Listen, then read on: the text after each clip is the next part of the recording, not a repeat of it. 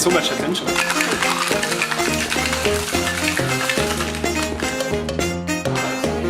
I'm Bastien. I grew up in Switzerland. I came in Asia more than like 10 years ago. I'm like the co-owner and founder of Sesame, Bingshe. When we opened this bar in here, it's a very local part of the city. We always wanted to showcase Canton, Guangzhou. And one of the reasons is there's a lot to discover from here. So right now we're just going to here to the Dongshan market. In there, I love it. Sometimes I would just go and ask the shop owners, how do you eat it? Just to learn from them like what ingredient I can use. Hey, 你好，你好。我们just去看一下，谢谢。他们的很好的朋友。你好，可以有3个老红果？有3个了。对，3。然后问你一下，这个是什么？这个是什么？这个就是这种北齐黄茄，它是原条没切的那种。明白。哦。I think sometimes you have no idea what you're looking for. You just go around and ask, hey, 老板，这个是什么？这个是什么？ There's many things I don't know. So when you go around and you start to discover flavors, that's when your brain starts to think, what can I do with that taste?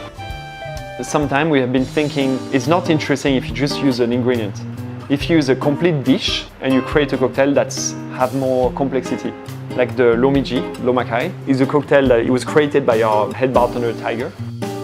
I think about three years ago now. She came with like a Lomiji. She's like, oh, I want to do a cocktail for my competition and I want to use chicken rice. We used the lotus leaf that we infuse with whiskey. And then we do like a glutinous rice, like blended and distilled in the rotova. So you have all the grass of the lotus, then you have like all that rice taste. But then because we use very like modern technique, it is very clean. So a lot of people, when you tell them Lomiji, they think that rice, heavy, sticky. But then when they get the cocktail, it's like a cocktail, the feeling. But then all the flavors of Lomiji is there. 好啦。上面那个是铜钱草来的，然后它就好像一个新鲜的荷叶飘在那个池塘的那个感觉。This is like a very fun place, and I would come here and like do some experiments. This is like the machine we use to seal the cans.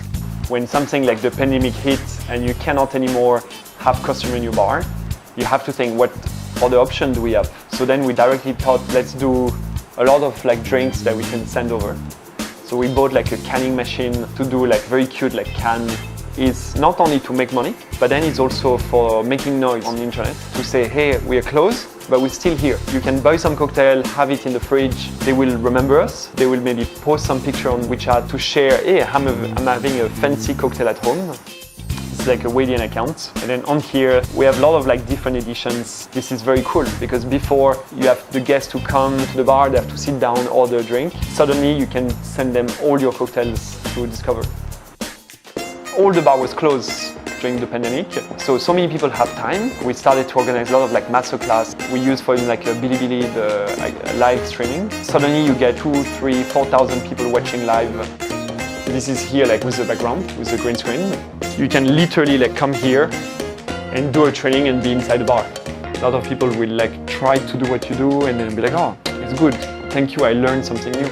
So you will attract a lot of respect. This is why people vote for us. It's not because we'll make the best cocktail, but it's probably because we're gonna share a lot, we'll explain what we learn, what we do. 就是我来了之后搜了一下那个小红书和大众点评嘛，会有那个位置，然后我就根据位置过来了。要预约的嘛，在公众号里可以预约的。So most of the time they follow us because they come to our bar, make the booking, and then they want to know what is going on in our bar, so that they can have an interaction feeling.